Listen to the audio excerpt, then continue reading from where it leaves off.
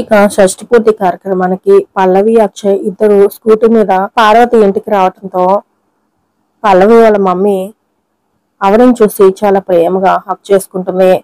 పార్వతి మాత్రం చాలా కోపంగా చూస్తూ ఉంటుంది. ఇక తర్వాత అవని ప్రణతి రూమ్ లోకి వెళ్లి ప్రణతి ప్రణతి అని పిలుస్తూ ప్రణతిని స్పెషల్ గా రెడీ చేయడంతో ప్రణతి ఏంటిది నిన్ను ఇలా రెడీ చేశారు, ఏమైనా పెళ్లి చూపులా ఏంటి అని అవని అడుగుతూ ఉంటుంది. ఏమో వదిన నన్ను వచ్చిన దగ్గర నుంచి స్పెషల్ గా ట్రీట్ చేస్తున్నారు అని ప్రణతి చెప్తూ ఉంటుంది. ఇక దాంతో అవని షాక్ అయిపోతూ ప్రణతి విషయంలో ఏదో జరుగుతుంది, ప్రత్యేకంగా చేస్తున్నారంటే ఏమై ఉంటుంది, ఏదో జరుగుతుంది అని అనుకుంటూ అవని అలా కిందికి వెళ్తూ ఉండగా పల్లవి వాళ్ళ నాన్నతో మాట్లాడుతూ ఉంటుంది.